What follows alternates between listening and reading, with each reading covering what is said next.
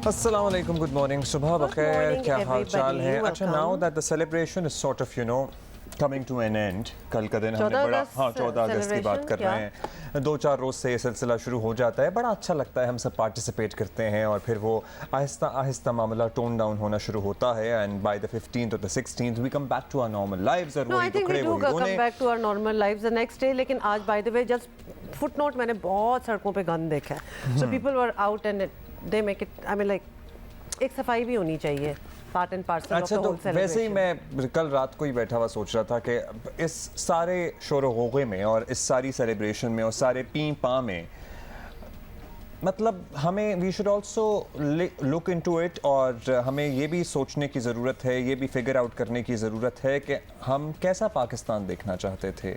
Obviously हम एक ऐसा पाकिस्तान देखना चाहते थे जहाँ पर टॉलरेंस बहुत ज़्यादा हो, जहाँ एक दूसरे को लोग पॉलिटिकल इख्तलाफात पर गालम गलोच ना कर रहे हों, मार धाड़ पर ना उतर आएँ, जहाँ मज़हब अमन का पैगाम दे। और अल्लाह का शुक्र है भी, लेकिन फिर भी कुछ हैं अनासर जो कि इस तरह के मामलात को आग लगाने के लिए इस्तेमाल करते हैं, जहां माइनॉरिटीज़ के भी राइट हों। अभी 11 अगस्त गुजरा है, हमारे यहाँ मतलब हर गुजरते साल के साथ माइनॉरिटीज़ की परसेंटेज कम होती जा रही है, हम लोग हार्डली इस पर बात करते हैं। सो ये सारी चीज़ें अगर ना होती तो क्या बेहतर ना होता पाकिस्तान? बहुत बेहतर होता, लेकिन ये वो विजन की बात है कि individually whether you are a public figure और अ सेलिब्रिटी और अ स्टूडेंट और a doctor, however you are, थोड़ा सा इंट्रोस्पेक्शन की ज़रूरत है कि क्या विजन हम मुल्क का देखना चाहते हैं, क्या देखना चाहते हैं। ये तो एक पाइप ड्रीम लगती है ना कि काश ये होता और वो होता। हमारी अपनी क्या कंट्रीब्यूशन है इस विजन को मटीरियलाइज कराने में। ये टॉलरेंस वगैरह की फॉर इंस्टेंस आपने बात की है तो बहुत अच्छा विजन है कि टॉलरेंट होता है ये वो, लेकिन खुद के अंदर झांकें अपने अंदर कि हमने इसमें कंट्रीब्यूशन क्या की है। मेरी बात सुने तो मैं तो हुक्मरानों को मुर्द इल्जाम ठहरा ही नहीं रहा, ये तो बहैसियत माशरा हमारी नाकामी है, ये तो एज अ सोसाइटी हम नाकाम हुए हैं। मतलब हमारे पास आखिरी ऑप्शन अगर किसी बच्चे को सिर्फ ये नजर आ रहा है कि वो यहाँ से भाग जाए, और नौजवान जो पिंडी भटिया में बैठा हुआ है, सियालकोट में बैठा हुआ है, वो कहता है मेरी जान चली जाए, मैं कश्ती के जरिए यूनान पहुंच जाऊं, इटली पहुंच जाऊं, तो ये बहैसियत माशरा हमारी नाकामी है। हुक्मरानों की नाकामी तो है ही, लेकिन हुक्मरान कहाँ से आ रहे हैं? हम ही लोग मुंतखब कर करके ला रहे हैं, हमारे ही बीच से निकले हुए लोग हैं। सो यस, और सबसे बड़ा फैक्टर ये है कि उम्मीद का दम तोड़ना, वो जो नाउम्मीदी का उनसर होता है ना, होपलेसनेस का, वो बड़ा जानलेवा होता है। और हमने सोचा कि चलिए अब ज़रा बाजों की आवाज़ थमी है, कम हुई है, तो हम ये दिल की बातें भी करते हैं। एक्चुअली हम we wanted to talk about this yesterday also, लेकिन आपको पता है कि कल ऐसा दिन होता है, इतना बिजी होता है और इतना कुछ हो रहा होता है। इनफैक्ट हमारा अपना शो जो था वो 1 घंटे का रह गया था, because there was so much happening and so many celebrations that of course आपको लाइव हम दिखाना भी चाह रहे थे।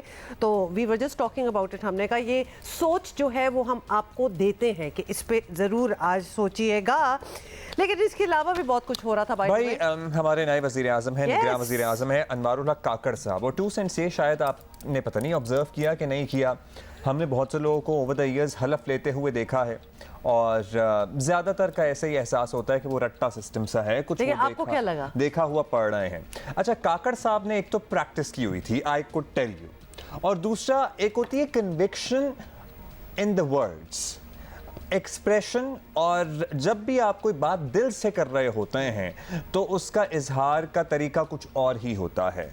जब वो कहते हैं ना कि सिद्क़े दिल से, तो उनकी जो टोन थी ना उसमें सिद्क़े दिल महसूस हो रहा था। तो हालांकि he is here for hopefully a very brief period, और वो इलेक्शन करा के अपनी जिम्मेदारियां बखूबी निभा के चले जाएंगे, लेकिन इतने अरसे बाद मुझे कोई ऐसा हलफ सुनने को मिला जिसमें इस तरह से अल्फाज की अदायगी की गई थी कि actually you could feel what the person is trying to say. चलो ये तो फिर अच्छी बातों में आ गई, शुक्र है, क्योंकि अदरवाइज पहले ही वो खतरे की घंटियां भी बजना स्टार्ट हो जाती हैं। तो you got a good vibe. हाँ, गॉट अ गुड वाइब, और तो यही बात कन्विक्शन अल्फाज में नजर आ रही थी, वो ऐसा नहीं था कि बस हो रहा है। हाँ, उस समय तो मतलब he was very much in it. इनके कहने का ये मतलब है, कुछ clips if you missed it yesterday because और बड़ा हल्ला गुल्ला हो रहा था, तो ये हम आपको दिखा भी रहे हैं। और ये भी आपको बता दें कि काकड़ साहब जो है ना वो पाकिस्तान के 8वें निगरान वजीर आजम बने हैं अब। So this process has happened so many times. अच्छा जी, जस्टिस रिटायर्ड तो तब मकबूल बाकर साहब सिंध के निगरान वज़ीर आला होंगे। Good. वज़ीर आला सिंध मुराद अली शाह और अपोजिशन लीडर में इत्तफाक हो गया है और कामरान चसोरी साहब का गवर्नर नोटिफिकेशन उन्होंने जारी कर दिया है। हलफ बर्दारी की तकरीब है कल मुतवक्के। So if you happen to be there तो हम आपको बताएंगे और वैसे तो आपको विजुअल्स दिखाएंगे। देख भी ले, दिस इज द न्यू वज़ीर आला सिंध होंगे ये, और न्यू कहने का मतलब है निगरान। हाँ। वो लगता है कि वो पूरी एक टेन्योर होगा उनका, लेकिन होपफुली अ शॉर्ट वन। अच्छा जी, अभी आगे बढ़ेंगे। अच्छा, और बलूचिस्तान से अभी कोई अभी नहीं, नाम डिसाइड नहीं हुआ अभी, वो it is still in the process. अभी आगे बढ़ेंगे और वो वाली बात करेंगे जिसका कुछ पहलू हम इब्तिदा में भी डिस्कस कर रहे थे कि हम सब एक कैसा पाकिस्तान देखना चाहते थे। ऑब्वियसली हमने बहुत सारे पॉइंट्स आपके सामने रखे और उसमें से एक पॉइंट ये था कि एक मोर टॉलरेंट पाकिस्तान, एक कम बदतमीज़ पाकिस्तान, ज़्यादा एहसास करने वाला पाकिस्तान। और एक स्टोरी सामने आ गई मेरे, तो सोचा कि शेयर कर लें आपसे। क्रिंजी सी स्टोरी है, कल से आप सोशल मीडिया पे वायरल हुई हैं, बहुत वीडियोस हैं एक्चुअली हर एंगल से, तो आप देख भी रहे होंगे। मुस्लिम लीग नून की रहनुमा हिना परवेज भट्ट के साथ लंदन में हरासानी का वाकया जो है वो पेश आया है और वो अपने बेटे के साथ सड़क पर जा रही थी। जिस तरह ये सारे, एक bye the way foot note इधर ये है कि हमारे सारे सियासतदान को क्या फ्रीडम होती है जैसे ही पाकिस्तान से कदम बाहर रखते हैं कि without any protocol, without any security they can just walk, which is beautiful, which is मतलब ये, अगर ये भी एक विजन का हिस्सा है। आई एम सॉरी अब्दुल्ला, जिसके बारे में हम बात कर रहे थे कि हम अपने मुल्क में ये सोच नहीं सकते, तसव्वुर नहीं कर सकते, लेकिन बाहर के मुल्कों में ये हो रहा होता है। उनके अपने भी वजीर इसी तरह फिर रहे होते हैं। तो एनीवे ये सड़क पे चल रही थी अपने बेटे के साथ और उसके दौरान पीटीआई सपोर्टर्स जो थे वो वहाँ पहुँच गए और फिर क्या होना था, फिर आप सोच ही सकते हैं मतलब क्या नहीं हुआ।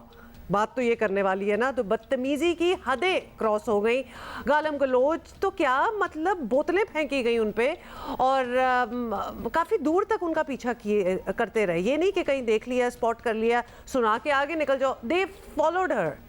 तो ये हरासमेंट में के लेवल्स जो थे कुछ आगे ही होते जा रहे थे। Abdullah, I was just thinking, वैसे तो बाकी और भी खबर है, आप बता देना कि वहाँ यूके के भी अपने कोई लॉज नहीं है, चले तो छोड़ दे कि ये पॉलिटिशियन हो। मुझे नहीं लगता वैसे, मुझे ऐसी कैसी फ्री सोसाइटी है जहाँ कोई भी किसी को भी हरास कर रहा है सड़कों पर, घरों।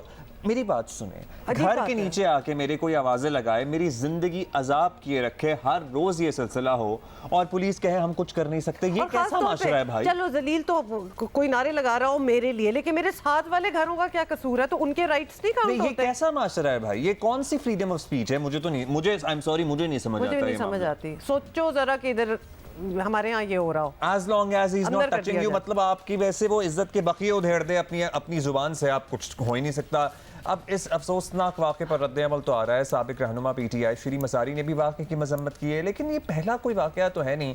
और जस्ट बाय द वे, बरतानिया में हमारे बड़े नोटेबल पाकिस्तानी रहते हैं जो बरतानवी शहरी भी हैं, डुअल नेशनल्स हैं।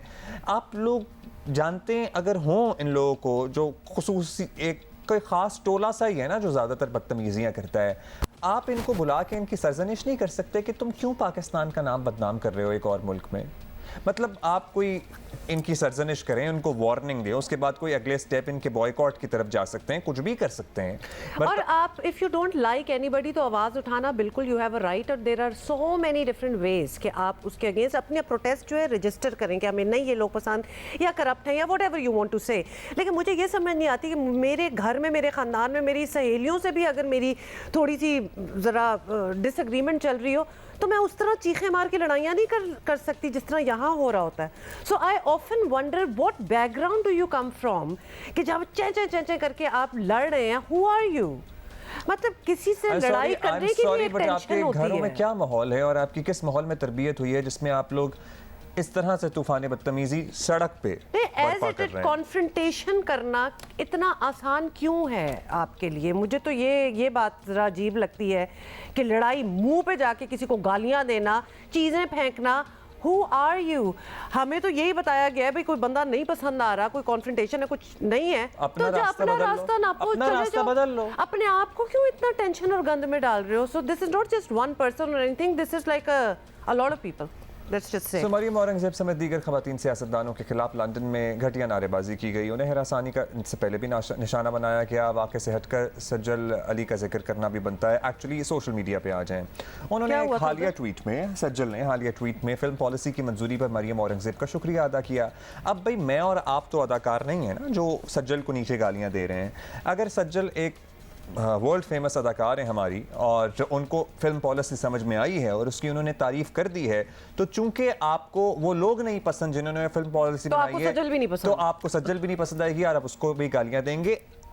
थोड़ी सी अकल लगा के देखें कि इस बात की कोई सेंस बनती है। And can I just say कि अभी सज्जल की अगर बात हो रही है फॉर इंस्टेंस, तो अभी उनका एक ड्रामा खत्म हुआ है जो कि बहुत सराहा गया, और क्या मैसेजेस थे उस ड्रामे में और क्या उनकी एक्टिंग थी, जो कि ज़बरदस्त किस्म की वो एक्टर हैं भी। तारीफ़ों के पुल बांधे जा रहे हैं। अब गलती से सज्जल ने तारीफ़ कर दी किसी और चीज़ की, एक फिल्म पॉलिसी की, वही लोग सारे पीछे पड़ गए। Why not? मतलब वो क्यों ना करे, उसकी जो उसका तो वो ही दिल चाहेगा ना वो करेगी, इन द सेंस कि वो जिसकी तारीफ करे, जिसकी बुराई करे, जो प्रोजेक्ट ले, जो प्रोजेक्ट ना ले, लोग जो पसंद करते टर्न हो जाते हैं कि नहीं आज हमें ये पसंद नहीं आ रही, और फिर जो backlash and the choice of words, मतलब गंदगी की तय तक पहुंच जाना कि तुम तो ये हो तो वो हो। नंबर वन, आप उसको जानते नहीं हैं, उसकी एक लाइन से आपने अपने जहन की इतनी गंदगी उल्टी कर दी कि अगला बंदा उसको क्या जज करेगा, वो आपको जज करेगा कि आप क्या हैं। और पता है क्या वैसे है ना, competition, I am sorry going on. आप में भी बड़ी बर्दाश्त होगी, लेकिन अच्छा, आपने अपने वो टीनेज बच्चा है जो आपके साथ है, जवानी हमारी यहाँ तो इस एज में बच्चों को जवानी कहा जाता है। सो आपने उसकी भी बड़ी अच्छी तरबियत की है कि उसने बड़े तहम्मुल के साथ इस सारी सूरत हाल का सामना किया और अपनी माँ को बचाते हुए वहाँ से ले गया। और इसके जवाब में जो लोग कहेंगे ना जी दूसरी साइड को भी तो कितना सुनाया जाता है, वहाँ की जो औरतें हैं उनको नहीं छोड़ा गया, वो भी गलत है। मैं तो कहती हूँ इस फोरम पे बैठ के हमने हर किसी को बिल्कुल मना किया है कि मना क्या किया है, we have pointed them out. मतलब जमाइमा खान साहिबा के घर के बाहर अगर कोई मुजाहरे का प्लान होता था, we were the first ones जो यहाँ पे बैठ के उसकी मजम्मत करते थे। बट आई एम सॉरी, कोई कंपैरिजन नहीं है पीटीआई के सपोर्टर जो यहाँ करते हैं और वहाँ पे जो होता था। अच्छा, मतलब ये पलड़ा खासा भारी है। एनीहाउ, बट अच्छा, we needed to know more about what happened, और हमें एक्चुअली ये जानना है कि ये कैसे होता है और होता ही चला जाता है। तो मुर्तज़ा अली शाह, आपको पता है हमारा जरा टाइमिंग डिफरेंस है फ्रॉम द वेस्ट, तो उनसे हमने ये सवाल पहले पूछे थे और उनके जवाब आए थे। तो पहला सवाल मुर्तज़ा अली शाह जो कि ब्यूरो चीफ हैं जियो न्यूज़ के इन लंदन, उनसे हमने यही पूछा था कि खास तौर पे ये जो आपने बात की थी ना कि लंदन में नवाज शरीफ के घर के बाहर अभी एक मेला जो है वो लगा रहता है, और हम देख रहे हैं कि पाकिस्तान से गए एक जज का भी किया गया, आपको ये भी याद होगा, और फिर हिना परवेज के साथ जो सब कुछ हुआ। तो क्या ये वही पुराना ग्रुप ऑफ पीपल है जिस टोले की आप बात कर रहे थे जो ये सब कुछ कर रहे होते हैं? तो मुर्तज़ा ने हमें ये जवाब दिया। जी, पंजाब असम्बली की साबिक मेंबर और PMLN की लीडर हिना परवेज़ भट्ट लंदन में इन दिनों समर वेकेशंस के लिए भी हैं, और उनका बेटा यहाँ ऑक्सफोर्ड यूनिवर्सिटी में एक समर बर्सरी है उसके लिए जहाँ उसको स्कॉलरशिप मिली थी, जिसके लिए वो लंदन में मौजूद हैं। और 13 अगस्त को वो जो ऑक्सफोर्ड सर्कस, जो ऑक्सफोर्ड स्ट्रीट है, मार्बल आर्च और ऑक्सफोर्ड स्ट्रीट जो कि एवन फील्ड हाउस से तकरीबन सिर्फ 3 से 4 मिनट के फासले पर है, वो वहाँ से वो ऑक्सफोर्ड स्ट्रीट की तरफ वो शॉपिंग के लिए अपने बेटे के साथ जा रही थी, जब उनको PTI के एक ग्रुप ने उनको रिकग्नाइज़ किया और उसके बाद उन्होंने उनको वहाँ पर गालियाँ देना शुरू कर दी। पहला जो फुटेज है उसमें देखा जा सकता है कि वो एक मनी एक्सचेंज की जो वहाँ पे वो जो आउटलेट है जहाँ वो उन्होंने वहाँ दाखिल होने की कोशिश की, वहाँ पर उनके बेटे के सामने उनको बेहुदा गालियाँ दी गई। जो उनको गालियाँ जो दी जा रही हैं उसमें एटलीस्ट 2 ऐसी वो फीमेल वॉइसेस है जिनको रिकग्नाइज़ किया जा सकता है कि वो उससे पहले भी जो मुख्तलिफ़ किस्म के जो प्रोटेस्ट हैं उसमें इन्वॉल्व है। बहुत क्लियरली और उनसे हमारी बात हुई है, उन्होंने माना है कि उन्होंने हिना परवेज़ भट्ट को उनके ख्याल में क्रिटिसिज्म किया, जबकि बहुत सारे हवालों से उनको मुख्तलिफ उनको तकरीबन गालियाँ दी गई। अच्छा, उन्होंने मान भी लिया कि yes we are the ones, जो हर टोले में हम ही होते हैं जिनकी आवाज़ें भी आ रही होती हैं। अच्छा, is it like a full time job? हाँ, ये सवाल I really want to know if this is a full time job and if they get paid for it. But anyway, you know, go to London and find out इसके पूरा scoop है, इस पे क्या हो रहा है, इनको ये कौन बड़ा पैसे दे रहा है। organized हाँ, ये system एक गैंग है बेसिकली। Yeah, they definitely अच्छा, get anyhow, paid I'm sure for it. Murtaza would be able to find out। Murtaza, सियासत के नाम पर तो बहुत कुछ होता है, बर्दाश्त भी होता है। ख़वातीन के साथ वैसे ये जो कुछ हो रहा है ना की बात कर लें, उमूमन माशरों में इसकी गुंजाइश नहीं होती, तो बरतानवी कवानीन और माशरे में ऐसे कौन से रास्ते मौजूद हैं कि ये लोग हर जगह, हर शख्स की, मर्द हो, औरत हो, घर में हो, घर से बाहर हो, यूं पगड़ियां उछालते हैं और इनका कोई कुछ नहीं बिगाड़ सकता? जी, हिना परवेज़ भट्ट के साथ जहां ये वाक़या पेश आया, दिलचस्प बात यह है कि ये आलमोस्ट वही जगह है जहां तकरीबन 1 साल पहले मरियम औरंगज़ेब को हरास किया गया था। वो वीडियोस बहुत ज़्यादा वायरल हुई थी, इसलिए कि उसमें जो हरास करने वाले लोग हैं उनके चेहरे भी नुमायाँ हैं, और जो मरियम औरंगज़ेब का तो क्लियरली वो देखा भी गया था कि क्या हुआ था। जो कैफ़े जहाँ पे मरियम औरंगज़ेब के साथ ये वाक़या पेश आया, जो हिना परवेज़ भट्ट के साथ ये हुआ, ये सिर्फ उससे 2 से 3 ब्लॉक्स छोड़कर है, यानी हार्डली 10 to 15 सेकंड्स का उसमें डिफरेंस है जहाँ पर ये वाक़या पेश है। और ये वो जगह है जहाँ पर जो जब भी प्रोटेस्ट होते हैं या कोई पाकिस्तान की कोई पॉलिटिकल एक्टिविटी लंदन में हो रही हो, तो यहाँ मुस्लिम लीग के लोग भी मौजूद होते हैं, और अगर पीटीआई के लोगों की प्रोटेस्ट की कॉल हो तो एक सारे पीटीआई वाले इसमें नहीं है, लेकिन एक ग्रुप ऐसा है कि जो एक्चुअली जिनको मोस्टली वो इस तरह के जो देख रहे होते हैं कि उनको ऐसा को जो टारगेट मिले, ऐसा को वाक़या पेश आए कि जहाँ से उनकी वीडियो वायरल हो और जहाँ से वो उस चीज़ को आगे ले जा सकें। उसकी एक वजह ये भी है कि जो पीटीआई की जो लीडरशिप है उनकी तरफ से आज तक न सिर्फ ये कि ऐसे किसी भी किस्म की जो हरासमेंट है, गालम गलोच है, उसको डिस्करेज नहीं किया गया, और लीडरशिप की तरफ से अगर ये क्लियरली पैगाम पीटीआई को चला जाए अपने वर्कर्स को कि आपने इन बाउंड्रीज़ को क्रॉस नहीं करना, तो ये कुछ भी नहीं होगा। लेकिन एक टैसिट अप्रूवल है, और आज तक इस तरह के जो वाक़यात है उसको बहुत सारे लोग एक्चुअली जब लंदन में इस तरह की होती हैं तो पाकिस्तान से बहुत सारे लीडर्स हैं जो रब्ता करते हैं लोगों से और उनको इनकरेज करते हैं और शाबाश देते हैं कि आपने अच्छा ये काम किया है, कि आप वहाँ पर जो पाकिस्तान में हम नहीं कर सकते, शायद मिडिल ईस्ट में तो करना बिल्कुल सोचा भी नहीं जा सकता, पाकिस्तान में भी ऐसे ही हालात हैं, लंदन में उन कामों की परमिशन है, लिहाजा उन चीज़ को अप्रिशिएट भी किया जाता है। ऑब्वियसली ये वहीं हो रहा है जहां they know they can get away with it, कि कुछ ज़्यादा आगे होगा नहीं। और ख़ास तौर पे I was just thinking that if I oppose somebody, honestly ऐसी सिचुएशन होती है जिसमें आपको अपने आप को डाल के भी जज करना चाहिए कि हम क्या करें।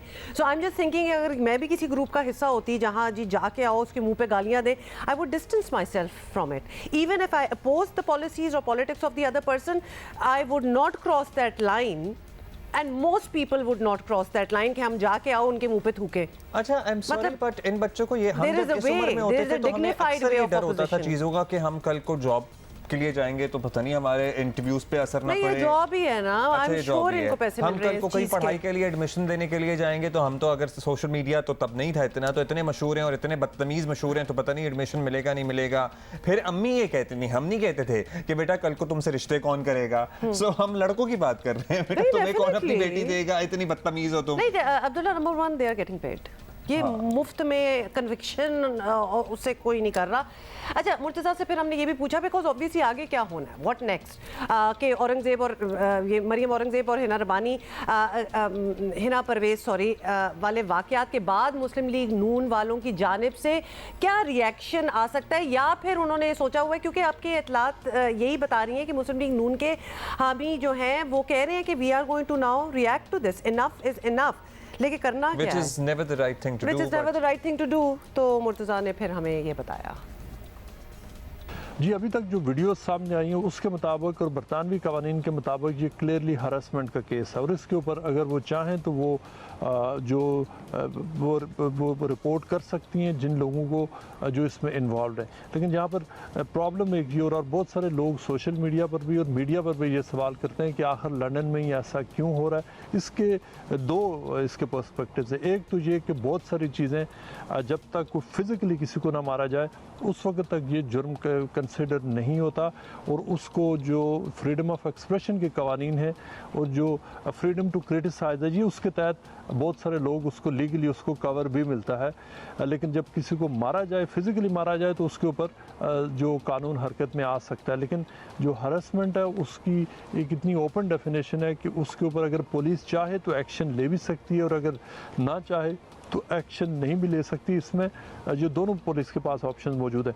सबसे बड़ा इसमें मसला ये है कि पिछले कई सालों से, पिछले 6 से 7 सालों से यहाँ पर जो जो करंट हुकूमत है उसने पुलिस की सर्विसेज को इतना ज़्यादा कट किया है। इतनी पुलिस जो लंदन की आबादी 8 से 9 मिलियन है और जहाँ पुलिस उस हवाले से बहुत कम है, प्रोसिक्यूशन के पास पैसे पहले की तरह नहीं रहे, लिहाजा पुलिस ये देखती है कि ये बहुत सारे जो इस तरह की चीज़ें होती हैं जो दूसरे ममालिक की सियासत है उसमें वो ये समझते हैं कि उनको इन्वॉल्व होना ही नहीं चाहिए, और वो ये समझते हैं कि ये इस किस्म के किसी केस को प्रोसिक्यूट करना या उसको आगे ले जाना उसमें टाइम, एफर्ट और पैसा लगता है, और एंड पे पुलिस को ये भी होता है कि शायद जो लोग हैं उनको सज़ा ना मिले। लिहाजा बहुत सारे अब ऐसे केसेस हैं कि इस तरह के हरासमेंट के केसेस में पुलिस कोई एक्शन नहीं लेती। सो आपने कुछ इंसाइट्स हमें दिए हैं कि क्यों पुलिस एक्चुअली बड़ा प्रोएक्टिवली इन मामलात को फॉलो परसू नहीं कर रही है।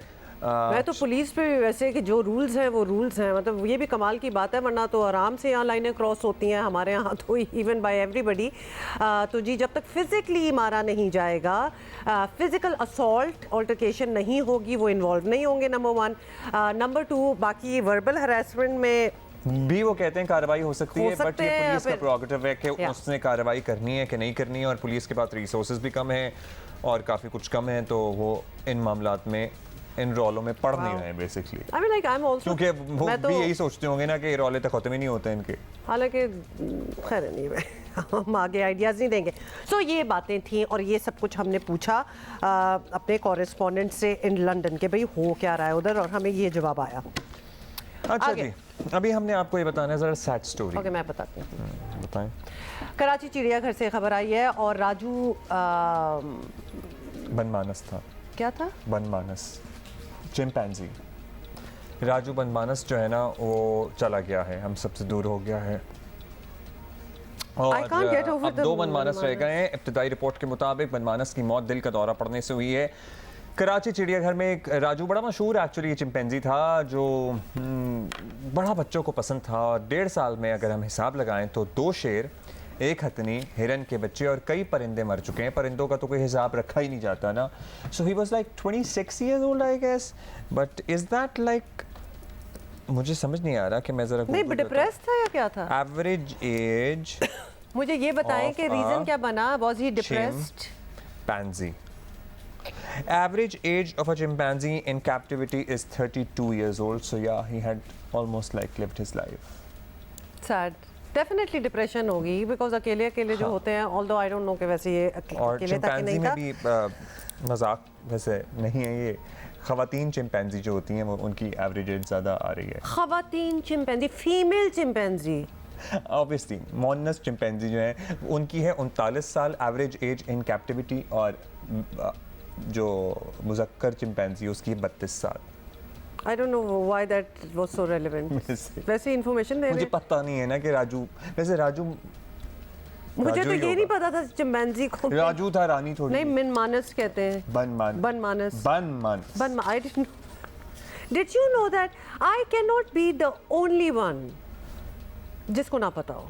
मैं ये पता, मैं I think you are the इसका- ओनली वन। No, ये ताबिश हाशमी को हमें बुलाना चाहिए, उसने आपको आप उर्दू बुला का ले, टेस्ट लिया था। बिल्कुल ठीक है, और उसके टेस्ट की भी मैंने रिसर्च की, धज्जियां उड़ा दी थी एक्सेप्ट फॉर वन। ऐसा ना बट करें यार। क्यों ना वो करूं? पता नहीं कौन से अल्फाज थे, वैसे वो तो पता नहीं कौन से अल्फाज थे। एग्जैक्टली वो उसको खुद नहीं पता तो किसी को क्या पता होने है। लेकिन उसे Forget- बनमानस जरूर पता होगा।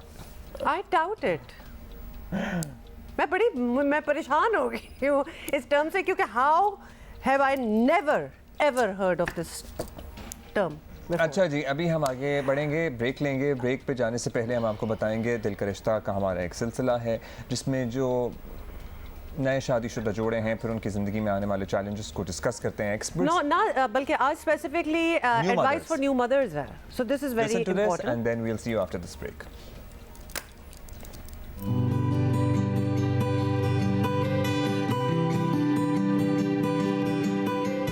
औरत जब माँ बनती है तो वो नफ्सियाती, जज्बाती और जिस्मानी चेंजेस से गुजरती है।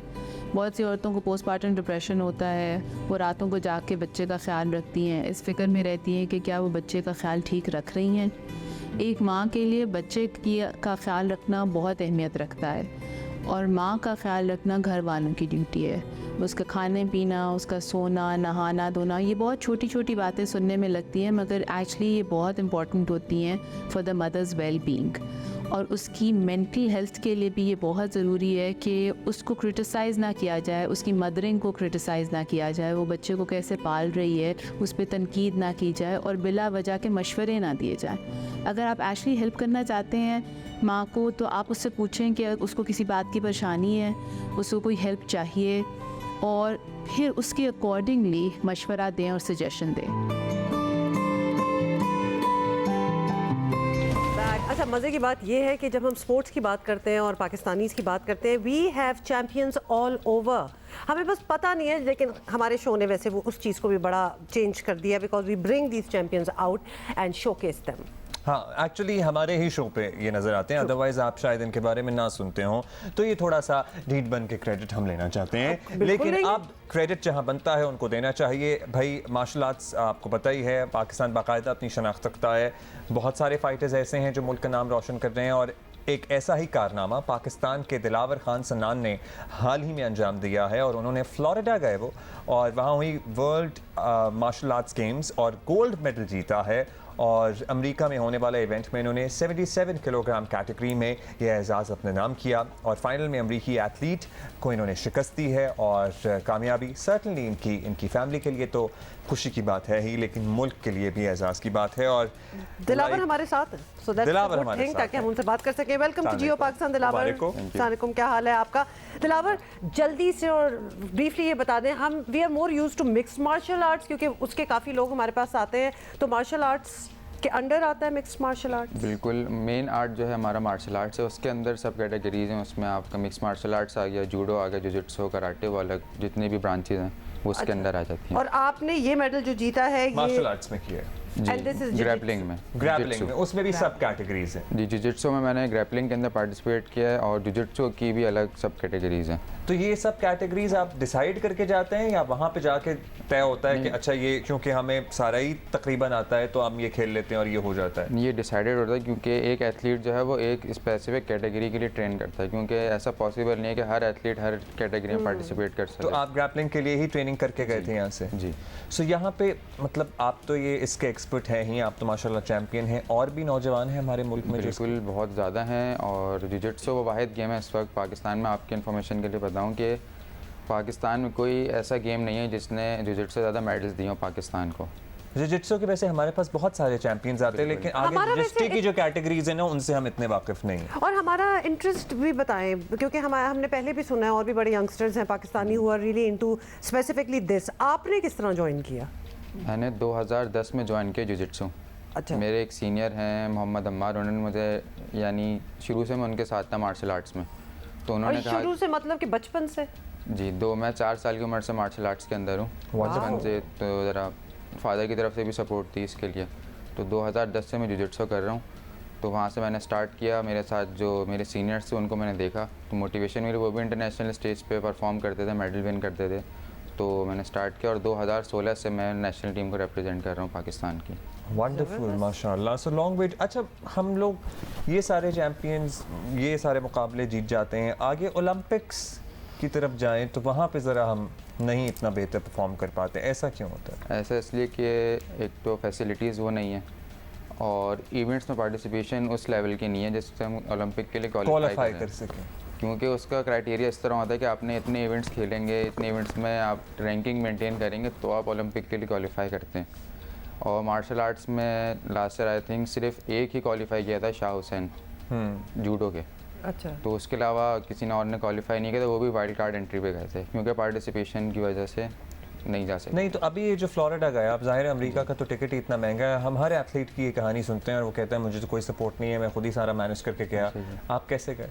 मुझे इस वाले इवेंट में सपोर्ट किया था इनोवेटिव प्राइवेट लिमिटेड, वो फाइनेंशियल टेक्नोलॉजी की कंपनी है, उनसे एक जगह से मेरा कांटेक्ट हुआ, एक रेफरेंस से, तो उन्होंने कहा कि आप परस्यू करें, हम आपको सपोर्ट करते हैं, तो उन्होंने इस इवेंट में पूरा मुझे स्पॉन्सर किया। अदरवाइज मतलब इसकी नेशनल लेवल पे फिर भी नहीं था, हुकूमत, this was a private बिल्कुल भी company। नहीं है, बहुत टाइम से नहीं है। बहुत बड़े बड़े एथलीट्स हैं इस वक्त पाकिस्तान में जो इंटरनेशनली जाके बड़े बड़े यानी रिकॉर्ड्स कर सकते हैं, they can't afford lack to of go। Support तो वो नहीं कहीं परफॉर्म कर पा रहे। आपकी लोगों की कोई फेडरेशन है? बिल्कुल है, पाकिस्तान जिजित्सु फेडरेशन। क्या करती है? फेडरेशन की सपोर्ट है, ट्रेनिंग वो लोग देते हैं, जो भी हमारे इंटरनेशनल पार्टिसिपेशन है, गाइडेंस वो सब करते हैं। लेकिन वही जब उनको गवर्नमेंट फंड्स अगर नहीं देगी तो वो कहाँ से सपोर्ट नहीं करेंगे? तो वो स्पॉन्सर्स वगैरह नहीं ढूंढते, मतलब वो वो भी अपने सपोर्ट ऊपर- करते हैं, बहुत दफ़ा वो लोग भी सपोर्ट करते हैं, यानी कभी हो जाता है कभी नहीं हुआ, ये डिपेंड करता है कंडीशन अच्छा। पे। आपको किस लम्हे तक पता था कि आप जा रहे हो ये कंपटीशन खेलने के लिए? मुझे जिस दिन मुझे जाना था उस दिन मुझे पता लगा कि आज मैंने जाना है। ये मगर condition वीज़ा तो वीज़ा तो हो सब चीज़ें हो गई थी, लेकिन टिकट और स्पॉन्सरशिप का इशू होता है लास्ट स्टेज तक, तो वो बिल्कुल एंड स्टेज पे हुआ था, लेकिन आप अल्हम्दुलिल्लाह अकेले हो गया। गए थे, कोई कोच भी साथ गया था? एक फेडरेशन के हमारे गए थे जो बड़े हैं सर तारिक अली, वो साथ थे, क्योंकि वहाँ पे जो मामला होते हैं मैनेजमेंट के या मीटिंग्स वगैरह जो होती हैं तो उनको मैनेज करना होता है, तो वो हमारे लेवल की नहीं है चीज़ें, तो उनका जाना ज़रूरी था। नहीं तो नहीं वो अच्छा गए। होगा, जाहिर है। अच्छा, अब मेरा let- ख्याल है एक क्या 2-3 लोग भी होते तो कोई मसला नहीं होता। Let's come to the sport itself now. मतलब कितना कंपेटिटिव होगा? आप गए हैं वहाँ, आपने गोल्ड भी लिया। बाय द वे इनकी फहरिस्त में बहुत मेडल्स हैं, ये भी आपको बता दें कि एशिया से 6 एशिया से 6 मेडल्स हैं आपके। वर्ल्ड रैंकिंग में आपको सिल्वर भी मिल चुका है। This is the gold in this event that you went. और ये 77 किलोग्राम कैटेगरी जी। होती है, जिसमें आप माशाल्लाह 77 को मेंटेन करना, तो that in itself is a challenge. बिल्कुल, उसी इसकी मेंटेन करने के लिए पूरा साल ट्रेनिंग करनी पड़ती है। अलग अलग हमारी स्ट्रेटजीज़ होती हैं, कभी स्ट्रेंथ ट्रेनिंग, कभी फ्लेक्सिबिलिटी, कभी सिर्फ टेक्निक्स पे, तो मेंटेनेंस के लिए ज़रूरी है एक्सरसाइज। हाँ, ऑफ कोर्स एक्सरसाइज और डाइट भी आपकी कोई स्पेशल वगैरह होगी की, यानी अगर आप डाइट नहीं कर रहे तो आपकी परफॉर्मेंस जीरो है। डाइट एक्सरसाइज से ज़्यादा ज़रूरी है हमारी। तो अच्छा, डाइट में भी आप- आपको पता है इतने सब कुछ, and it is a very any sport, you know, maintaining your weight is a very challenge, challenging That in and itself- expensive thing as well. Yes, absolutely. You require a lot of funds Yes. to, you अच्छा, know, जब आप maintain your वहाँ weight and पहुँच diet. गए, यहाँ जो हमारी facilities होती हैं, और फिर आप वहाँ गए, खैर गोल्ड आपने, you were better than anybody else, लेकिन फैसिलिटीज़ आर द सेम या यहाँ कुछ बहुत, यानी आप कह लें कि ज़मीन आसमान का फ़र्क है। उसके बावजूद माशाल्लाह यू परफॉर्म सो वेल, लेकिन कैसे फ़र्क क्या होता है? ओवरऑल हर चीज़ का वहाँ फ़र्क है। वहाँ एक एथलीट को सब पता होता है अपने बारे में, उसने डाइट क्या लेनी है, अगर उसको इंजरी हो जाए उसने प्रिवेंशन कैसे करनी है, उसने क्या चीज़ करनी है, क्या चीज़ नहीं करनी, प्रॉपर उसको चीज़ें यानी प्रोवाइड की जाती हैं। उसको अच्छा। प्रॉपर मैट्स मिले हुए हैं, उसके लिए प्रॉपर यानी हर चीज़ उसको अवेलेबल है। उसको कोई टेंशन नहीं है फाइनेंशियली कि अगर मैं गेम खेलता रहूँगा तो ऐसा ना हो कि पीछे फाइनेंशियल सपोर्ट नहीं है, तो उसे फाइनेंस भी मिल रहा होता है, ट्रेनिंग मतलब भी वो मिल रही वाली होती है। टेंशन ही नहीं होती है नहीं, उसकी। यहाँ वाली टेंशन ही नहीं होती, फुल यानी कंप्लीट सपोर्ट होती है उसे। हमारे यहाँ डिपार्टमेंट्स में नहीं इनरोल करते हैं? बिल्कुल करते हैं। मार्शल आर्ट्स एंड जिजित्सु के प्लेयर बिल्कुल करते हैं, हमारे बहुत सारे एथलीट डिफरेंट डिपार्टमेंट्स में हैं, आर्मी, वापडा, नेवी, सब में, तो सपोर्ट है। हमारी फेडरेशन काम बहुत अच्छा कर रही है, Pakistan jujitsu but federation. You are not enrolled in any नहीं, डिपार्टमेंट? इस वक्त कुछ इश्यूज हैं, उसकी वजह से मैंने खुद ज्वाइन नहीं किया। ऑफर्स थी लेकिन खुद ज्वाइन नहीं किया, लेकिन सपोर्ट है। सपोर्ट है। अच्छा। चलिए, we wish you. You are studying Dilawar? Yes, मैंने फूड साइंसेज में मास्टर्स किया हुआ है। Okay. और अभी रिसेंटली मैं health and physical education and sports sciences में दूसरा मास्टर्स कर रहा हूँ। चलिए, आप तो जबरदस्त। रेलेवेंट पढ़ भी रहे हैं फिर। हाँ। और वहाँ पे आपको किसी, वहाँ पे जो इंटरनेशनल एथलीट्स थे या जो आपकी फील्ड के एक्सपर्ट थे, वो अप्रिशिएट करने आए आपको कि भाई आप लोग, हमें तो नहीं पता था पाकिस्तान से बचा के इतना अच्छा नहीं, खेलेगा? Despite so many challenges. बिल्कुल ऐसा है, उन्होंने बहुत अप्रिशिएट किया बाकायदा, यानी बहुत अच्छा रिस्पांस था, क्योंकि एक बड़ा इवेंट था वो, और अमेरिकन कंट्रीज सारे और यूरोपियन कंट्रीज ज़्यादातर वही आए हुए थे, तो उन्होंने बहुत सपोर्ट किया कि एक पाकिस्तान से एक एथलीट आया और आती उसने गोल्ड ले लिया, वो भी फाइनल में अमेरिका को बीट करके, तो बहुत उन्होंने सपोर्ट किया। क्या बात है वैसे हमारी कि हम जहाँ जाते हैं, और डिस्पाइट वही हम चैलेंजेस की बात इसलिए करते हैं बिकॉज चाहे तो इंसान कहीं बाहर जाके उस कम्पिटिटिव एनवायरनमेंट में थोड़ा सा अंडर ऑ आ जाए कि भी मेरी तो वो तैयारी नहीं है, मेरे पास तो ये फैसिलिटीज़ नहीं है। डिस्पाइट दैट हमारे स्पोर्ट्स पर्सन्स जो हैं वो क्या कमाल करते हैं। Dilawar, congratulations once again and thank you so much for coming on our show. Good luck for the future competition. ज़बरदस्त भाई, अजीब सा एक केस है डेरा गाजी खान की। गाजी यूनिवर्सिटी में जिनसी स्कैंडल एक सामने आया है। फिजिक्स डिपार्टमेंट की तालिबा ने 2 असातिज़ा पर ज़्यादती का इल्ज़ाम लगाया है, जिस पर पुलिस ने कार्रवाई करते हुए दोनों को गिरफ्तार करके 3 रोज़ा अब रिमांड हासिल कर लिया। इसके अलावा मुल्ज़िमान के खिलाफ मुतासरा तालिबा के वालिद को धमकाने का एक और मुकदमा भी दर्ज कर लिया गया है। पता है, मुझे बड़ा मतली सी हो रही थी ये सोच के भी कि इससे पहले इस्लामिया यूनिवर्सिटी बहावलपुर और अब ये, मतलब what is happening in our educational institutions, what is going on. So I wonder DG Khan university Bahawalpur university से मिलता जुलता स्कैंडल है। वहाँ इंतज़ामिया मुल्ज़मान को आज के दिन तक बचाने में मसरूफ़ है और डीजी खान यूनिवर्सिटी वाक़े की शफाफ तहकीक़ात करके ज़िम्मेदारान को करार वाकई सज़ा सर्टनली मिलनी चाहिए ताकि एक प्रेसिडेंट सेट हो सके। सलीम बुज़दार हमारे साथी हैं डीजी खान से, वो हमें ज़रा इस बारे में मज़ीद बताएंगे।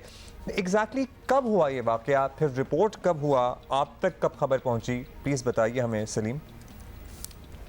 जी, गाज़ी यूनिवर्सिटी में मुबैना तौर पर यह वाक़या 4 माह पहले मई में पेश आया था और उस वक़्त ही ये मुबैना तौर पर जो मुतासरा तालिबा है इनकी तरफ से एक दरख्वास्त दायर की गई थी यूनिवर्सिटी इंतज़ामिया को कि इनके 2 असातिज़ा उन्हें हैरास कर रहे हैं और मुबैना तौर पर उन्हें ज़्यादती का निशाना भी बना चुके हैं। तो इनकी दरख्वास्त पर यूनिवर्सिटी इंतज़ामिया ने सिर्फ उन 2 असातिज़ा को मुअत्तल करने का लेटर जारी किया और उसमें ये लिखा कि मुतल्लिका हुकाम को इसकी मज़ीद इंक्वायरी के लिए लिखा गया है। दूसरी तरफ ये वीडियो उस वक़्त बनाई गई है मगर जारी ये होती है 7 अगस्त को इसी माह, तो उसके अगले दिन ही यानी 8 अगस्त को मुकदमा दर्ज हो जाता है दोनों असातिज़ा पर इसी मुबैना तौर पर मुतासरा तालिबा की मुद्दत में। एक तो जुर्म ऊपर से वीडियो भी बनती है। अच्छा ये बताइएगा कि अब तक पुलिस का एक्शन क्या रहा और क्या ये खदशा है कि मज़ीद विक्टिम्स भी होंगे? देखिए, अब तक तो पुलिस ज़िले जो इंतज़ामिया है और जो पुलिस है ये यूनिवर्सिटी इंतज़ामिया की तरफ से इस तरह का कोई भी हमारे सामने स्टेटमेंट्स नहीं आया कि उनकी तरफ से ये कहा गया हो कि पुलिस या ज़िला इंतज़ामिया उनसे ताउन नहीं कर रहे। अलबत्ता वहाँ पे एक चीज़ हमने देखी है जो कि वाइस चांसलर जो कि इस वक्त कायम मकाम कायम हैं, वहाँ पे बाकायदा कोई भी मुकर्रर नहीं है वाइस चांसलर। इसके अलावा जो वहाँ के असातिज़ा कुछ की तरफ से जो स्टेटमेंट्स आए हैं, जो तर्जमान की तरफ से स्टेटमेंट आया सामने, उन तमाम चीज़ों को सामने रख के अगर देखा जाए तो ये कहना गलत शायद ना हो कि यूनिवर्सिटी में अच्छा खासा असातिज़ा के माबैन एक ग्रुपिंग की सूरत हाल है जो कि एक दूसरे की टांगें खींचने में मसरूफ़ है बजाय इसके कि इदारे की बेहतरी के लिए काम करते या तलबा और तालिबात की बेहतरी के लिए काम करते हैं। और दूसरी बात यह है कि ये सिर्फ ये एक ही जो मुतासरा तालिबा है मुबैना तौर पर अभी चूँकि केस किसी हतमी नतीजे पर नहीं पहुँचा, इसको किसी भी तरह पर हम हतमी तौर पर कोई भी नहीं कह सकते कौन मुलज़िम है। अच्छा सलीम, इस सिलसिले में यूनिवर्सिटी इंतज़ामिया का आप बता रहे थे कि क्या माहौल है, लेकिन रवैया कैसा है? रिमांड तो मिल गया है, क्या यहाँ भी कोऑपरेट नहीं कर रही है बहावलपुर की तरह इंतज़ामिया पुलिस के साथ, या यहाँ ताउन किया जा रहा है? देखिए, पुलिस ने एक्शन तो लिया जैसे ही वीडियो सामने आई है 7 अगस्त को, 8 अगस्त को ही मुकदमा दर्ज हुआ है। जो भी तालिबा मुबैना तौर पर जो मुतासरा तालिबा है उनकी तरफ से दरख्वास्त में जो भी उन्होंने इल्ज़ाम लगाए हैं मनोअन उसका उन्होंने मुकदमे में उसको किया जमा किया है, दर्ज किया है। और मुकदमा दोनों असातिज़ा जो प्रोफेसर्स हैं फिज़िक्स डिपार्टमेंट के उनके ऊपर दर्ज न सिर्फ किया बल्कि कुछ ही दिन के बाद ये दावा किया गया पुलिस हुकाम और ज़िला पुलिस की तरफ से कि उन दोनों असातिज़ा को गिरफ़्तार भी कर लिया गया है, मगर अब तक वो गिरफ़्तार असातिज़ा को मीडिया के सामने नहीं लाया गया। उनकी तरफ से ये कहा जा रहा है कि उन्हें गिरफ़्तार किया गया और जिस्मानी रिमांड पर इस वक्त वो तौसा पुलिस के हवाले है। अगरचे मुकदमा डेरा गाजी खान तहसील के हदूद में जो थाना गदाई है वहाँ पर दर्ज है। दूसरा मुकदमा जो उनके वालिद साहब है मुतासरा मुबैना मुतासरा। Salim Buzdar, thank you so much for हमें आपने डिटेल दी है। और मैं थोड़ी सी स्पीचलेस हूँ बिकॉज ये लगता है ये यूनिवर्सिटीज़ में भी हर दिन कोई ना कोई खबर इस किस्म की निकल रही है। पता है मुझे बड़ा डर लगता है ऐसी बातें करते हुए भी, क्योंकि पता नहीं कौन सुन रहा और फिर वो कहे कि मैंने लोग वालिदैन डर जाते हैं। I won't say it but because if every place is becoming unsafe तो हम अपने बच्चे कहाँ भेज रहे हैं? हाँ, मतलब मैं एज अ पेरेंट सोचूंगा तो सवाल तो मेरे भी जहन में आएगा, आपके भी जहन में आएगा। Students are not very happy और उनको लग रहा है और शायद हो भी रहा है कि थोड़ा सा अनफेयर सिचुएशन हुई है। हुआ ये है कि जी कैम्ब्रिज इंटरनेशनल बोर्ड की जानिब से 11 अगस्त को ए लेवल की जारी करदा नताइज ने पाकिस्तानी स्टूडेंट्स में मायूसी पैदा कर दी है। 9 मई और 12 मई को कशीदा हालात की वजह से पाकिस्तान में ए लेवल के पेपर्स जो थे वो मनसूख हो गए थे, जिस पर स्टूडेंट्स की एक एवरेज मार्किंग की गई थी। सही मैं कह रही हूँ, एवरेज ही होगी और औसत मार्किंग बिल्कुल एवरेज ही। और नताइज के मुताबिक ज़्यादातर तलबा को ट्रेजेडी हुई है कि सी डी और ई और क्या होता है यू भी होता है कोई ग्रेड, वो दिया गया है जो औसत दर्जे से बहुत कम है। और इसका नुकसान सर्टनली हुआ है बच्चों को जिन्होंने अगर मुल्क के अंदर एडमिशन लेने थे, बैरून मुल्क कहीं जाना था, माहिरीन जो हैं वो कह रहे हैं कि भाई ये जो आर्जी दाखिला हासिल करने वाले तलबा की एक बड़ी तादाद है वो अब मयार पर पूरा नहीं उतर रही है। ये मामला इतना बढ़ गया कि नून लीग की चीफ ऑर्गेनाइज़र मरियम नवाज साहिबा ने भी इन नताइज पर तशवीश का इजहार करते हुए कैम्ब्रिज से अपने फैसले पर नज़रसानी की अपील कर दी है। ए लेवल के हालिया नताइज ने एक्चुअली 45,000 से ज़्यादा तलबा का मुस्तकबिल दाव पर लगा दिया है। सो यस, अच्छा फिर आपको ये भी बता दें कि इसके खिलाफ कल स्टूडेंट्स ने इस्लामाबाद में एक एहतजाजी मुजाहरा भी किया, एक प्रोटेस्ट भी किया और करना भी चाहिए, बिल्कुल इट्स देयर राइट, और रीग्रेडिंग यानी बेसिकली रीमार्किंग का मुतालबा भी किया। कैन यू इमेजिन, मतलब ओ लेवल ए लेवल ये कितनी बड़ी चीज होती है और उसमें और ये हो जाए तो बहुत ही ज्यादा तो उसके बाद तो ये बच्चा बिल्कुल ही होपलेस हो जाएगा ना कि आगे होना क्या है। यूनिवर्सिटी का फैसला होना होता है, आपने डॉक्टर बनना है, इंजीनियर बनना है, अब किसी और फील्ड में जाना है, बिजनेस पढ़ना है, आईटी पढ़नी है, ये सारा कुछ तो जाहिर है ए लेवल्स के बाद ही तो ऑलमोस्ट कोई 45,000 स्टूडेंट्स हैं जो इस वक्त परेशान है कि हमारे साथ हुआ क्या है। दैट्स अच्छा जी, एजुकेशनिस्ट अहमद साया साहब हमारे साथ मौजूद हैं, इन्हें Cambridge teacher of the year का अवार्ड भी मिल चुका है। अब मुझे ये बताइएगा साया साहब, आप चूँकि इस फील्ड के एक्सपर्ट हैं, जो बच्चे शिकायत कर रहे हैं कि भाई 9 मई के वाक़यात की वजह से जो कैंसिल शुदा एग्ज़ाम्स हैं उन पर गैर मुनसिफाना ग्रेडिंग हुई है, do you also feel the same? जी, स्टूडेंट्स की कंप्लेंट जस्टिफाइड है इस वजह से कि जो पेपर कैंसिल हुए हैं उस पेपर में ग्रेड कैसे दिया गया, मतलब अगर कोई पेपर का एक पर्टिकुलर कंपोनेंट नहीं हुआ तो बच्चों को जो ग्रेड देना चाहिए था वो जो पेपर हुआ है उसकी बेसिस पे देना चाहिए था। जो पेपर दिया ही नहीं गया उस पे एक सर्टेन ग्रेड अलॉट कर दिया गया जो कि बिल्कुल जस्टिफाइड नहीं है। किस बेसिस पे किया गया? अगर वो कहते हैं कि हमने 2019 वाला ग्रेडिंग सिस्टम फॉलो किया था जब जो बच्चों की परसेंटेज या परसेंटाइल वो थी जिनको जितने ग्रेड्स मिलने चाहिए थे वैसा हमने हिसाब किताब किया है, वो भी जस्टिफाइड नहीं, क्योंकि वो कोई जनरलाइज स्टेटमेंट पास नहीं कर सकते। हर बच्चा मुख्तलिफ होता है, हो सकता है किसी बच्चे की स्ट्रेंथ वही वाला पेपर हो जो पेपर कैंसिल हुआ है, तो वो कैसे उस बेसिस पे उसको ग्रेड कर सकते हैं जो पेपर उसने दिया ही नहीं। तो मैं बिल्कुल बच्चों की राय से इत्तेफाक करता हूं कि जो ग्रेडिंग हुई है वो गैर मुनसिफाना है, it is not justified at all. I mean, 2019 की grading system that was a different time, उस वक्त कुछ और हो रहा था, दिस इज अ डिफरेंट अब तो हम 2023 में है, this is not making sense. अच्छा ये ज़रूर बताइएगा, जो the figure that we are talking about, हज़ारों बच्चे हैं, हज़ारों स्टूडेंट्स हैं, और अगर इतनी बड़ी तादाद को एक जैसी ही शिकायत है तो फिर तो जाहिर है कि कुछ मसला डेफिनेटली है। आपसे पूछना चाहते हैं कि आपके ख्याल में इसका हल क्या है, और क्या कैम्ब्रिज को इम्तिहानात जो है वो दोबारा लेने चाहिए या फिर रियायती मार्किंग करके ग्रेड एडजस्टमेंट भी एक चीज़ होती है तो वो भी हो जाए तो ठीक है?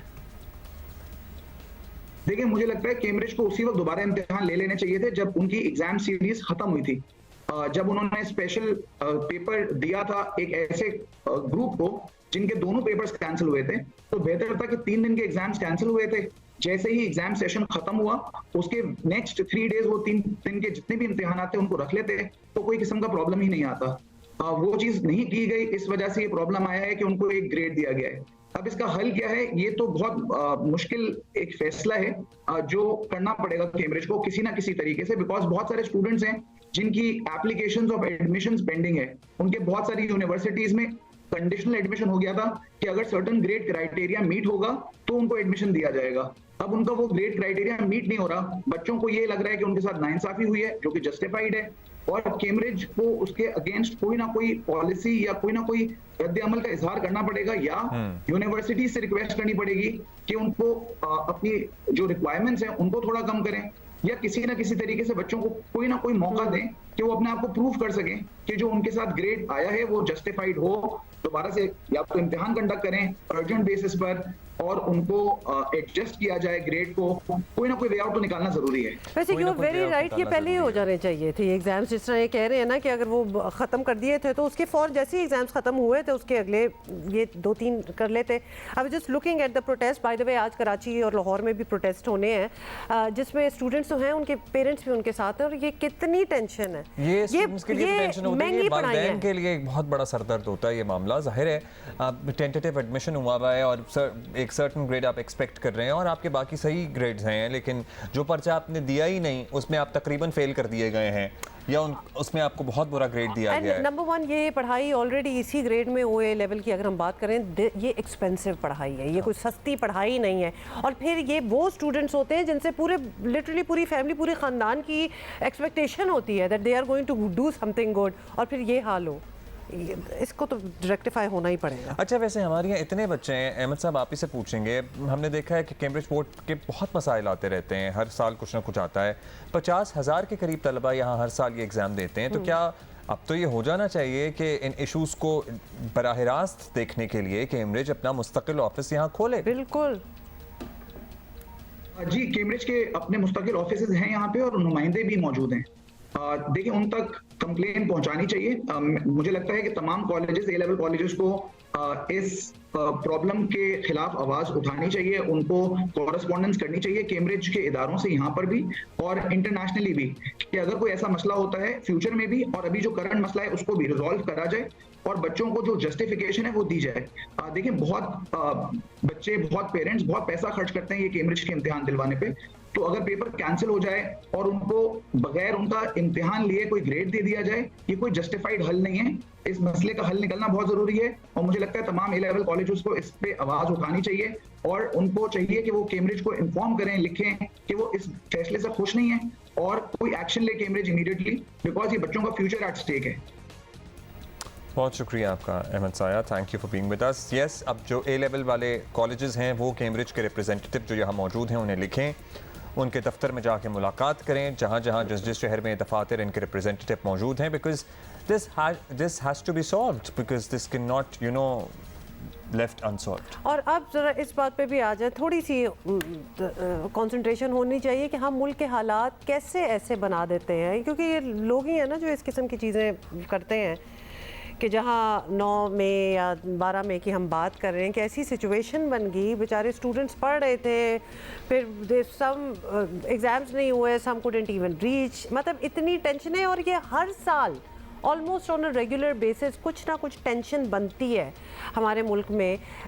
या तो छुट्टियां बहुत होना स्टार्ट हो जाती हैं, आपको पता है, हमने ये भी देखा है स्कूलों की पढ़ाई का बहुत हर्ज होता है because of a lot of reasons जिनको विच आर अवॉइडेबल। पूरे साल बच्चा मेहनत करता है या उससे भी ज़्यादा, और फिर ये रिजल्ट आ जाए और फिर कुछ हो जाए, तो वालिदैन तो अब ये भी सोच रहे हैं कि भाई इससे बेहतर है मैट्रिक के पेपर ही दिला दो। मतलब यहाँ मैनेजेबल तो होती हैं चीज़ें। पहले भी क्या हुआ था आपको याद है, फिर अब ये इशू आ गया है, बट होपफुली समथिंग देखिए, पढ़ाई का ये वही वो अनसर्टेनिटी की जब हम बात करते हैं ना मुल्क में, तो पढ़ाई जो होता है ना ये बड़ा इंपॉर्टेंट होता है। मतलब आज का दिन अगर गुजर जाएगा तो बहुत सी यूनिवर्सिटियों की डेडलाइन और नजदीक आ जाएगी। सो ये जो टाइम फ्रेम होता है ना, हम यहाँ पे बातें करते रहेंगे, सेगमेंट करते रहेंगे, बच्चे एहतजाज करते रहेंगे, अनलेस एंड अनटिल कि फौरी तौर पर नोटिस हो, इसको रेक्टिफाई करने के लिए कोई तरीका वजह किया जाए, बनाया जाए, बताया जाए, ये टाइम वेस्ट होता है। और यूनिवर्सिटीज़ के एडमिशन टाइम बाउंड होते हैं, किसी भी यूनिवर्सिटी में आप चले जाएं, चाहे यहाँ हो बाहर हो। सो वो अगर आप डेडलाइन मिस कर देंगे तो आपको नहीं एडमिशन दिया जाएगा। सो वो टाइम इज मनी एक्चुअली। और फिर वो बताना ना कि ये वजह थी या इस वजह जी हमारे मुल्क के हालात है या what ever it was, nothing works, क्योंकि वरना तो वो हर किसी की सुनना स्टार्ट हो जाए।